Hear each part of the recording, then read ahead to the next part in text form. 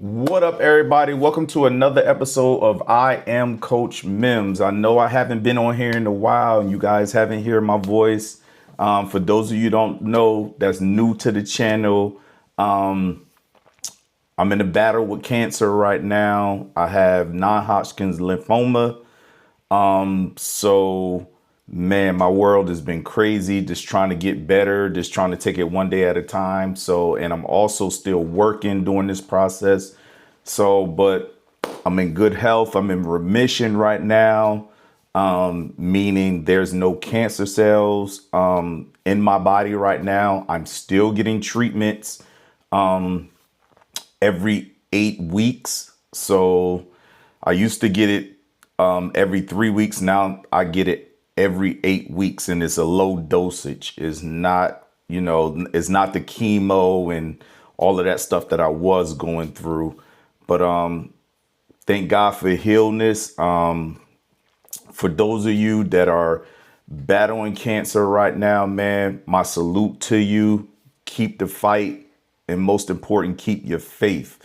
But back on topic, we here to talk about why is forfeiting going on right now in high school football due to the lack of, man, this is a real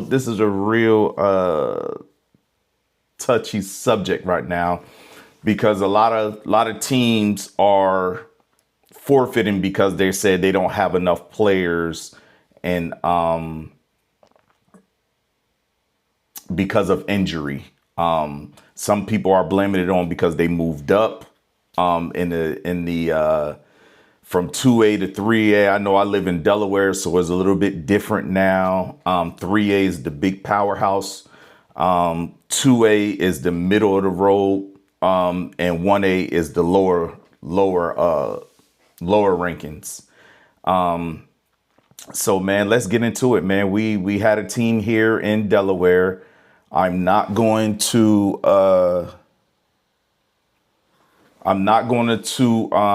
say their name, because I don't want people to think that I'm specifically coming after them for any reason like that.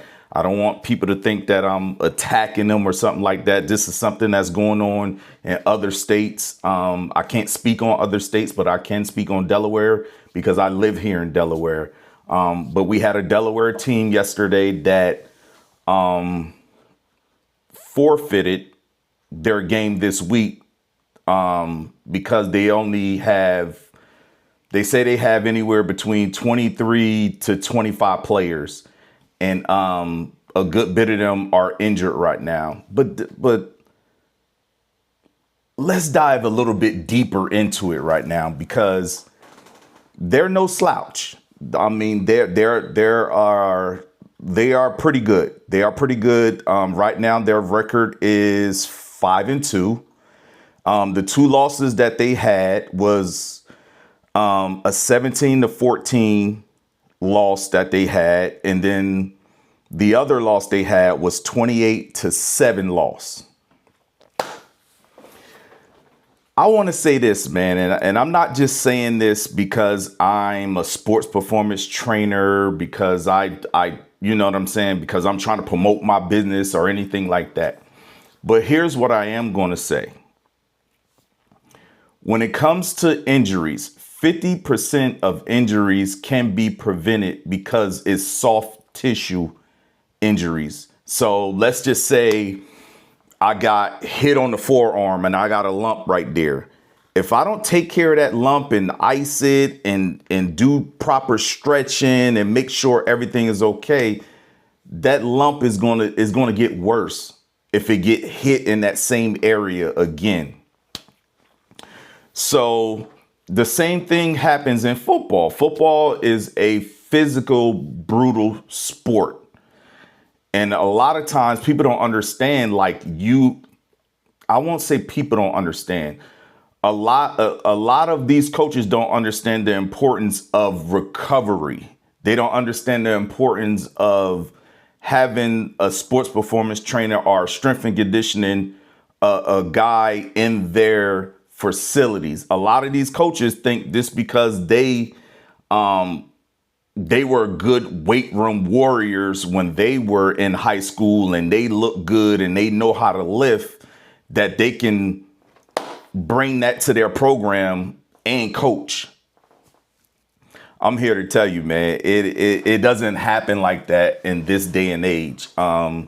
These kids are bigger, stronger, faster than what we ever were when we was in school.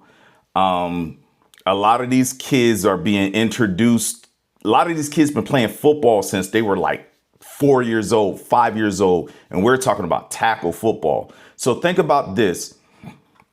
Every time a collision happens on the football field is equivalent to being in a car accident.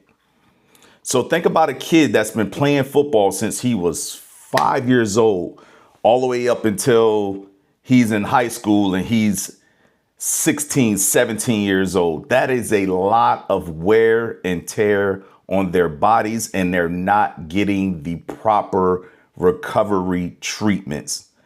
And I just want to say to the knowledge to the team that's here in Delaware, I know for a fact that they don't have a good strength and conditioning program.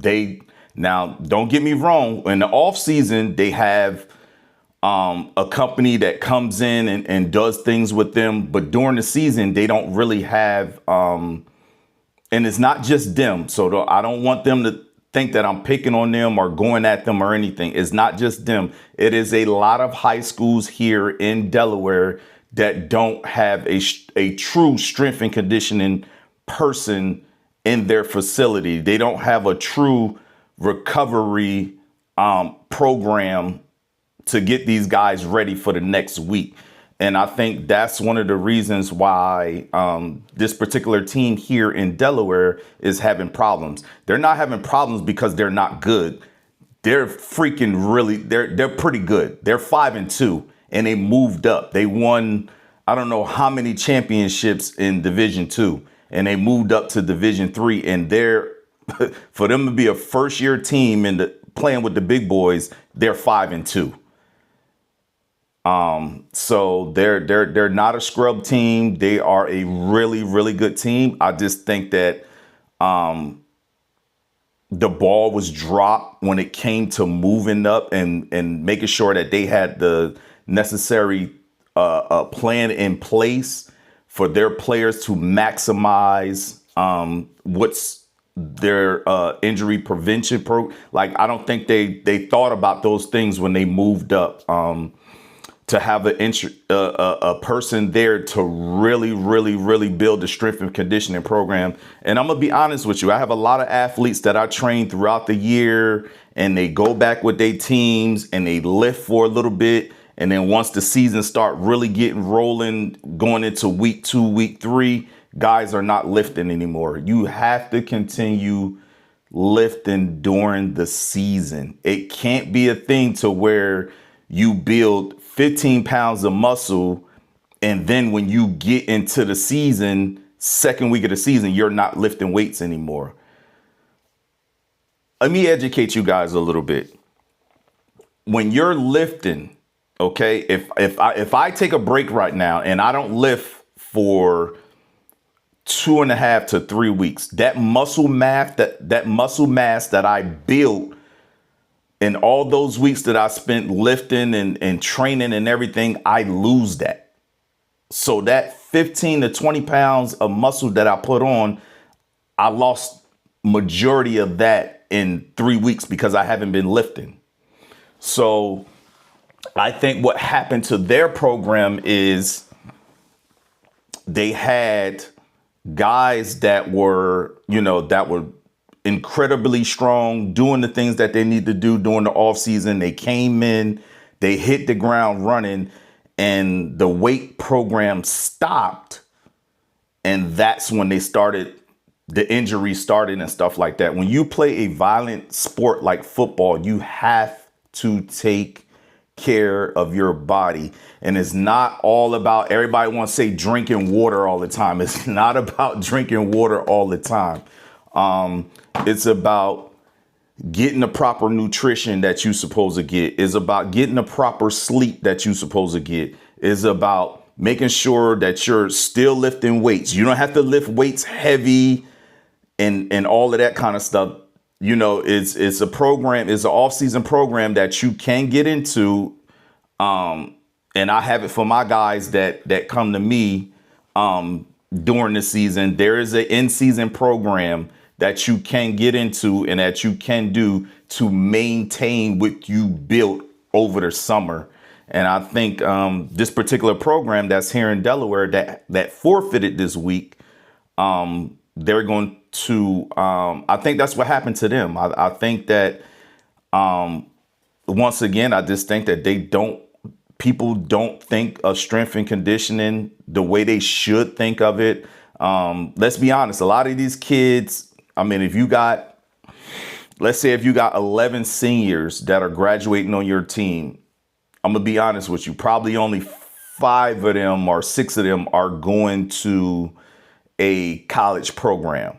And out of those 5 or 6 of them that's going to a college program, probably only 3 of them are going D1, maybe 2. You know what I'm saying? So when you get to Division 1 or Division 2 football, it is a whole different ball game. They take nutrition seriously. They take recovery seriously.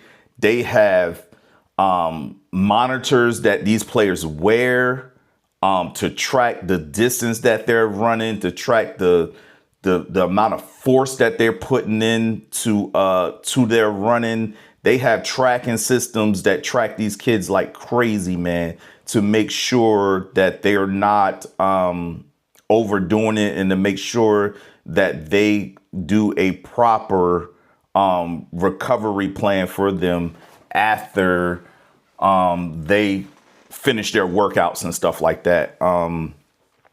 But I think it's a shame that, and I know this is what a lot of people gonna say. Oh, public schools don't have the money.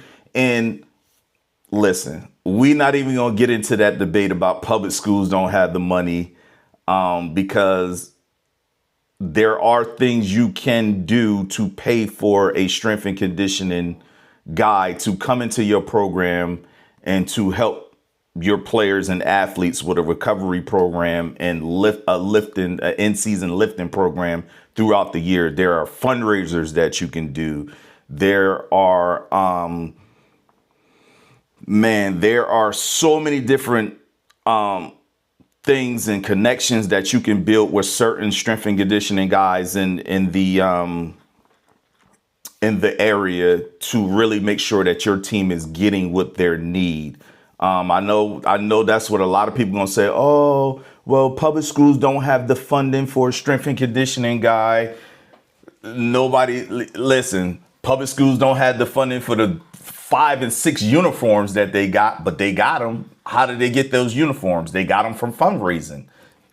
It is what it is. When you want something that's going to benefit your kids and everything like that, you got to go the extra mile. And I don't think that people are going the extra mile to make sure that their kids are getting the proper training and the proper education about their bodies to make sure that they last an entire season.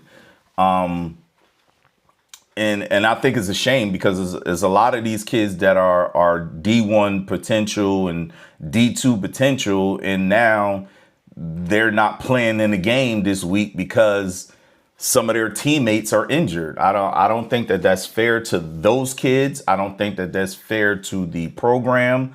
I think before we start investing this money into uniforms and all of this, let's make sure that our kids, if we say we really care about the kids and it's all about the kids, let's make sure that our high school kids are getting the proper training and the proper recovery plans in place and stuff to take care of them so they can last an entire season. And not only that, so they can understand when they go to college that they're not lost in the sauce because they don't know how to properly take care of their bodies. They don't know how to properly lift. They don't know how things go in the in-season workout, in the off-season workout. I just think that people are spending so much time into, uniforms and making sure they got the right communication system, head systems, and all of that on Friday night. But how you gonna have all of that if you don't have players? You can't play without players. And that's the bottom line. You cannot play without players, man. You cannot play without players. You need players. So how do we keep players on the field? We take care of them. We take care of them by giving them the necessary stuff and the necessary tools and the right people in place to teach them about nutrition, to teach. I'm gonna keep saying this, to keep them about taking care of their bodies and not only just telling them, oh, you need to drink water and put some salt in there. Like this is not 1956. This is not 1978, 1980. Like this is 2025. And in 2025, we have some of the best technology and we have some of the most educated trainers and sports performance trainers and strength and conditioning guys and recovery specialists like me in the game to really help these kids get to the next level and really help them understand what it is to take care of your body and have longevity in this game. Because football, this ain't flag football, baby. This is tackle football. You know what I'm saying? And in tackle football, every hit hurts. I don't care how you get hit. I don't care how you get brought down to the ground. Every hit hurts. And we got to make sure that we helping our athletes take care of their bodies and understand the situation that's going on with them. But like I said, I just wanted to jump on here for a second and talk about that. This video is in no way trying to say that this particular team, that's why I didn't name their names, by them forfeiting, they're scared. And I don't believe that they're scared. I honestly believe that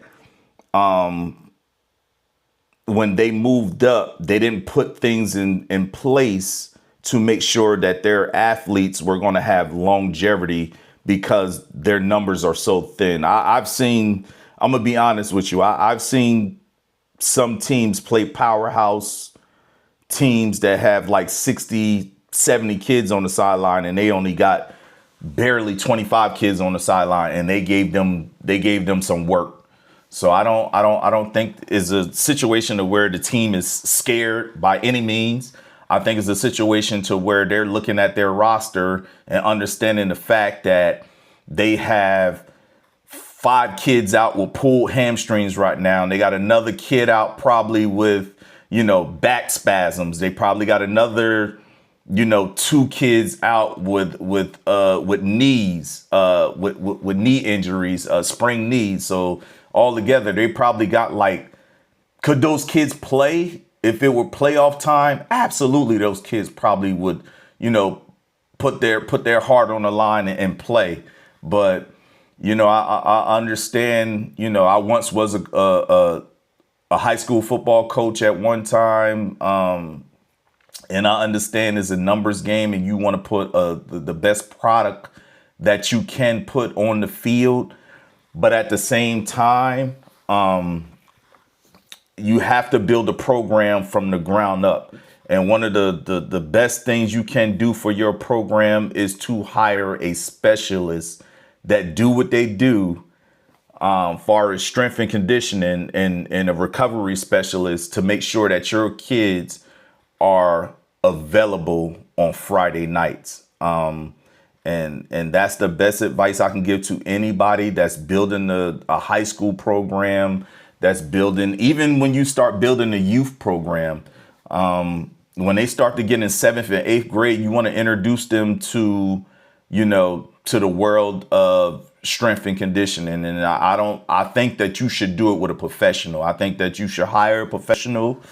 Once again, I don't want people to come on my line talking about, oh, well, what if they can't afford this? Listen, I didn't see little league teams with 5 different uniforms on, you know what I'm saying? And how they get those uniforms. They got those uniforms from fundraisers. They're really real sports performance trainers and real strength and conditioning guys and people that are certified for exercise recovery and stuff like that, that really know what they doing, to come in here and teach our kids about their bodies and make sure that they're preparing for these games and make sure that they're preparing for life with football, because life with football is real, man. I'm gonna keep saying it. I'm a former player myself. I played at the high school level. I played at the college level. I played at the professional level. And if you don't take care of your body, yeah, you ain't gonna be on that field long, man. And you're not gonna have a long career. And you talking to somebody that's been through 3 major knee surgeries, wrist surgeries, and I've always had, good people in my corner that help me take care of my body. I've had good, physical therapists a good team of physical therapists. And that's why I got into the industry of strength and conditioning and stuff like that after I was a player, because I was always surrounding myself around people that were smarter than me, that knew what they were doing, and that helped me get back on the field. So that's why I took a liking to this industry. That's why I went and got all the certifications and started my career as a sport performance and strength and conditioning coach, because I know what it takes to get to the next level. I know what it takes when you go through injuries. So that's why I am who I am. And that's why I'm able to say proud. But yeah, I just wanted to jump on here and talk to y'all for a minute, man. I appreciate y'all rocking with me. I appreciate people giving me feedback on this case. But I want to say to the high school coaches that are out there, if you want to do the right things by your kid, do your homework, do your research, find you a top-notch strength and conditioning coach, hire him, and watch your program go to the next level, man. And find, it's money there. It's money there. When you start talking about you want to hire professional people to come in and train your kids, not only for the off season but the in season too. Parents will get on board. Especially if that particular trainer has a good following in that area and he have good results in that area. Parents will be on board, and they'll do some fundraising and they'll do whatever they got to do to make sure that happens, that you are able to hire that strength and conditioning coach and make sure he comes into your program and lays down a good routine and a good program for your kids, not only for in season, but off season as well. Thank you guys for watching. I'll see you on the next video. I am Coach Mims, and I'll see you next time.